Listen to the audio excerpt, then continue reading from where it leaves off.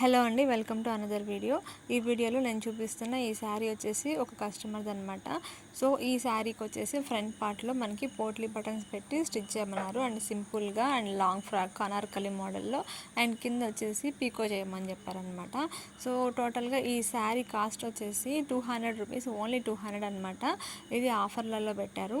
So దీంట్లో వచ్చేసి ఇక్కడ నేను పళ్ళు అండ్ బ్లౌజ్ పీసు రెండు కూడా తీసేయమన్నారు. అండ్ పైన మీకు కనిపిస్తుంది కదా ఈ బార్డరు, అండ్ ఈ బార్డర్ కూడా రిమూవ్ చేసేయాలన్నమాట. పైన కింద రెండు వైపులా కూడా రిమూవ్ చేసేసేయాలి. సో ఇవి రెండు రిమూవ్ చేసేసాక అండ్ పళ్ళు బ్లౌజ్ పీస్ రెండు తీసేసాక శారీ అనేది చాలా చిన్నది అయిపోయింది. బట్ ఎక్కువ ఫ్లేర్ అయితే రాలేదు, బట్ ఓకే పర్లేదన్నమాట, సరిపోయింది.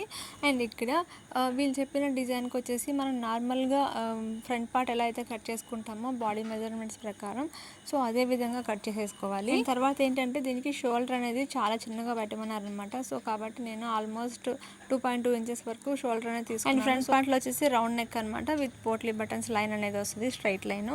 అండ్ బ్యాక్ కూడా నార్మల్ నెక్కే అనమాట. అండ్ ఇక్కడ మనము లైనింగ్ పీస్ మీద మెయిన్ ఫ్యాబ్రిక్ అనేది కట్ చేసేసుకోవాలి.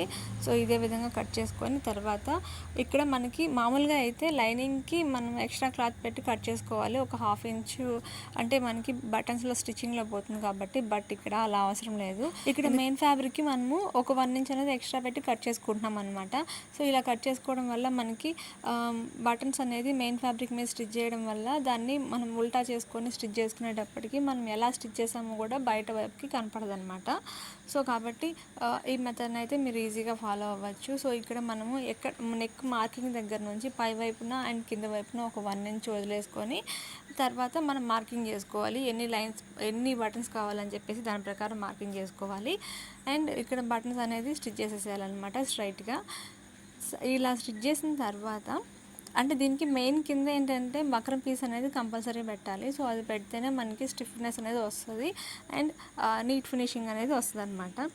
సో అండ్ ఒకవైపు బటన్స్ పెట్టేసిన తర్వాత రెండో వైపు కూడా ఈ క్యాన్వాస్ పేపర్ని యూజ్ చేసి స్టిచ్ చేసుకొని అండ్ ఇక్కడ చూపిస్తున్నట్లు ఒకదానిపైన ఒకటి పెట్టి స్టిచ్ చేసేసేయాలన్నమాట. తర్వాత దీన్ని రివర్స్ తీసుకొని అంటే పైవైపుకి వచ్చేలాగా పెట్టుకొని పైవైపు నుంచి ఒక స్టిచ్ అనేది వేసుకోవాలి. ఇది వేసుకున్న తర్వాత మనకి ఫినిషింగ్ అనేది నీట్గా వస్తుంది. అండ్ తర్వాత లైనింగ్ని ఉల్టా చేసేసుకొని చుట్టూరా ఒక అవుట్లైన్ స్టిచ్ అనేది వేసేసుకుంటే మనకి టాప్ అనేది రెడీ అయిపోతుంది.